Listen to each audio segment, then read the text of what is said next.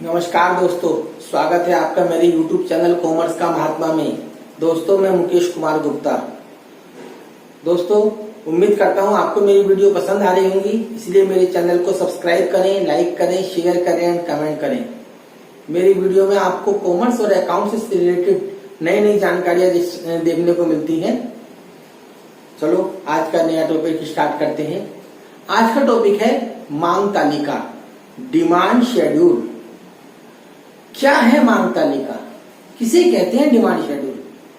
तो दोस्तों, मांग तालिका वह तालिका है जिसमें वस्तु की कीमत और उस कीमत पर मांगी जाने वाली मात्राओं के पारस्परिक संबंध को दिखाया जाता है।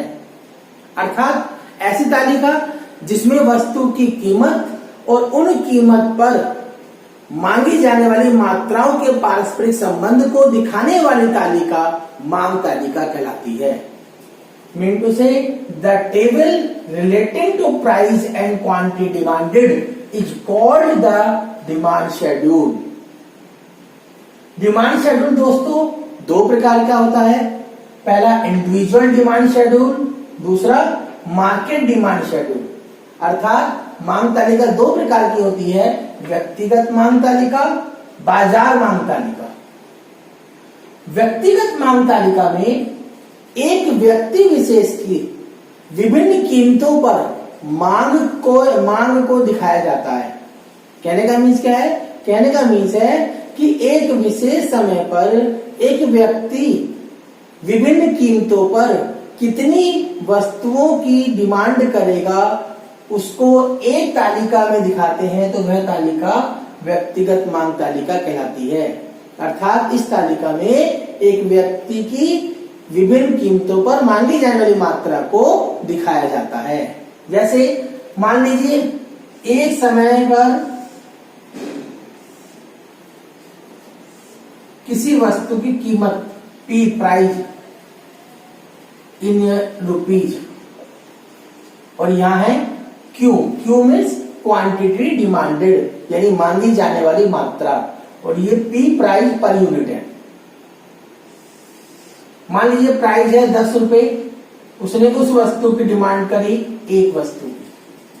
प्राइस 10 से बढ़कर हो गया, घट के हो गया 8, अब उसने 3 वस्तुओं की डिमांड करी, फिर घट के हो गया 6, फिर 5 वस्तुओं की डिमांड करी, फिर हो गया घट करके 4, उसने फिर 7 वस्तुओं की डिमांड करी, फिर 2 हो गया, फिर 9 वस्तुओं की डिमांड करी।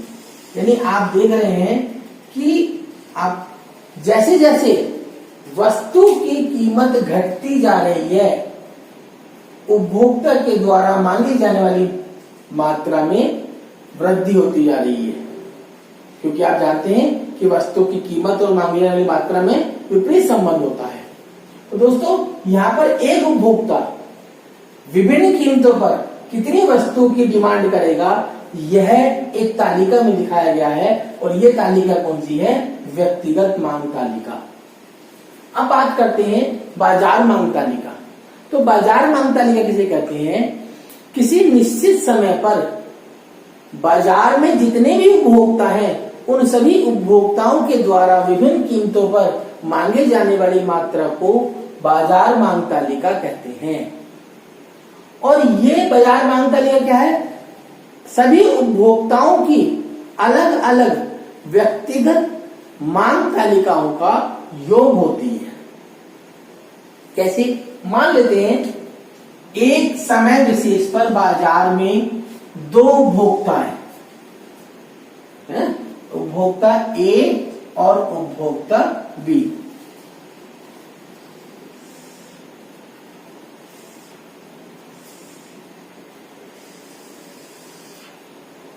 यहां पर एक प्रोडक्ट ले लेते हैं, मान लीजिए मिल्क। इसकी प्राइस है, प्राइस पर यूनिट। यहां A उपभोक्ता के द्वारा मांगी जाने वाली मात्रा है, यहां B उपभोक्ता के द्वारा मांगी जाने वाली मात्रा है। मान लीजिए मिल्क का प्राइस है 34 रुपए पर लीटर, फिर घटकर बढ़कर हो गया 38 रुपए पर लीटर, फिर मान लीजिए हो गया 42 रुपए, फिर हो गया मान लीजिए 46 रुपए। मान लीजिए जब दूध की कीमत कितनी है 34 रुपए पर लीटर, ए उस समय इस वस्तु की डिमांड करता है 6 लीटर की। बढ़ गया प्राइस, जब प्राइस बढ़ेगा तो कम डिमांड करेगा। मान लीजिए यहां पर डिमांड करता है वो 5 लीटर की, और प्राइस बढ़ गया, अब उसकी कीमत उसके द्वारा मांगी गई मात्रा और कम हो गई, और लास्ट में 2 kg। बी की डिमांड मान लीजिए यहां पर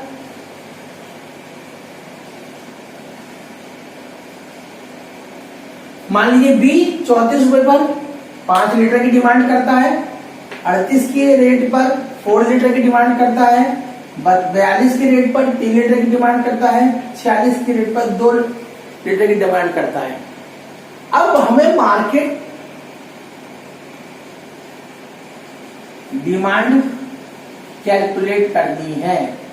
कैसे कैलकुलेट करेंगे? इन दोनों की अलग अलग व्यक्तिगत डिमांड को प्लस कर देंगे, यानी 6 + 5 = 11 लीटर। ऐसी 5 + 4 = 9, 3 + 3 = 6, 2 + 2 = 4 लीटर। कहने का मीन्स है दोस्तों कि जब बाजार में दूध की कीमत 34 रुपए लीटर है तो उस समय मार्केट में डिमांड 11 लीटर की है। ऐसे ही इसकी दूध की कीमत बढ़ के जब 38 रुपए लीटर हो गई तब मार्केट में दूध की डिमांड घट के 9 लीटर रह गई। तो दोस्तों आप समझ होंगे कि मांग तालिका किसे कहते हैं, व्यक्तिगत मांग तालिका किसे कहते हैं, बाजार मांग तालिका किसे कहते हैं। दोस्तों यहाँ एक बात तो ध्यान रखने वाली बात है कि हमने यह थ्योरेटिकल रूप में तो ये बाजार मांग तालिका प्लस कर दी है, लेकिन व्यवहारिक रूप में इसे ज्ञात करना बहुत कठिन है, क्योंकि बहुत व्यवहारिक रूप में बहुत लाखों की संख्या में, करोड़ों की संख्या में उपभोक्ता होते हैं, इसलिए बाजार मांग ज्ञात करना नॉट ए इजी टास्क। अब दूसरा टॉपिक आता है मांग वक्र, यानी डिमांड कर्व। तो मांग वक्र क्या है? मांग तालिका को जब ग्राफ पेपर पर चित्र के द्वारा प्रदर्शित किया जाता है तो उसे मांग वक्र कहते हैं। अर्थात अ graphic representation of demand schedule is called demand curve. कहने का मीन्स है दोस्तों कि जो मांग तालिका हमने बनाई है उस मांग तालिका को जब ग्राफ पेपर पर रेखा चित्र के द्वारा प्रदर्शित करते हैं तो जो प्राप्त होने वाली लाइन है या वक्र है उसे मांग वक्र कहते हैं। जैसे ये मांग तालिका थी, अगर इस मांग तालिका से हमें ग्राफ बनाते हैं, जो मैं आपको बना के दिखाता हूं, देखो ये एक्स अक्ष है, ये वाई अक्ष है, ओरिजिन पॉइंट ओ है। वाई अक्ष पर दिखाया है प्राइस पर यूनिट, यहां क्वांटिटी डिमांडेड यानी क्यू। मान लीजिए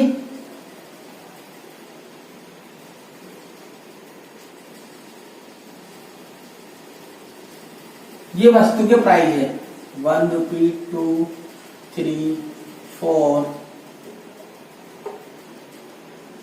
5, 6, 7, 8, 9, 10। यहां इनके द्वारा मांगी जाने वाली मात्रा है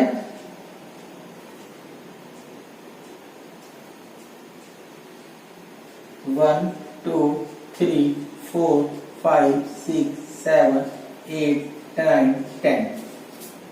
तो देखिए जब प्राइस 10 था तो एक वस्तु की डिमांड की गई थी, यानी जब प्राइस 10 है यहां पर एक वस्तु डिमांड की गई थी, यहां बिंदु लगा देते। दूसरा 8 पर 3 की डिमांड की गई, प्राइस 8 जो कमोडिटी डिमांडेड थी यानी क्वांटिटी डिमांडेड 3, यानी ये आता है यहां। जब प्राइस घटकर 6 हो गया तो 5 वस्तु की डिमांड की गई, 6 पर 5 की डिमांड, 4 पर 7 की, 4, 7, 2 पर 9, 9।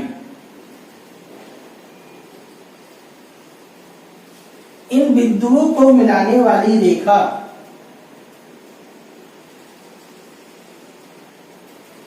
इसे नाम दे देते हैं DD। ये जो वक्र है इसे कहेंगे डिमांड कर्व यानी मांग वक्र।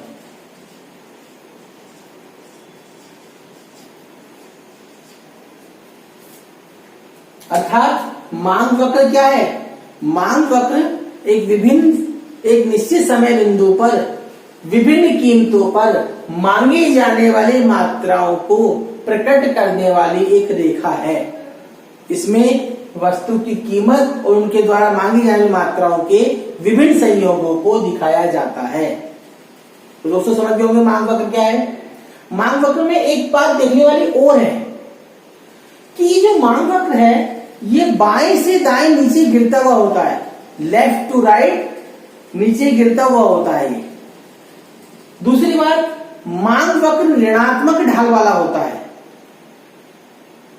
तीसरी बात, आप देख रहे होंगे कि जो मांग वक्र है ये वस्तु की कीमत P और क्वांटिटी डिमांडेड यानी उस कीमत पर मांगी जाने वाली मात्रा के बीच विपरीत संबंध को दिखाता है। आप देख रहे हैं जैसे जैसे वस्तु की कीमत घटती जाती है उसके द्वारा उपभोक्ता के द्वारा मांगी जाने वाली मात्रा बढ़ती जाती है, क्योंकि वस्तु की कीमत और क्वांटिटी डिमांडेड में विपरीत संबंध है, इसलिए यह हमेशा ऋणात्मक ढाल वाला होता है। अब दोस्तों जैसे मांग तालिका 2 प्रकार की थी उसी प्रकार से मांग वक्र भी 2 प्रकार का होता है। Number first individual demand curve, number second market demand curve यानी व्यक्तिगत मांग वक्र और बाजार मांग वक्र।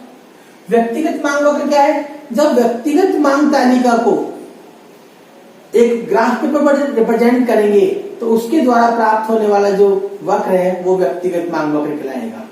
और व्यक्तिगत मांग वक्र के द्वारा एक व्यक्ति के द्वारा विभिन्न कीमतों पर मांगी जाने वाली मात्राओं के बीच संयोगों को दिखाया जाता है।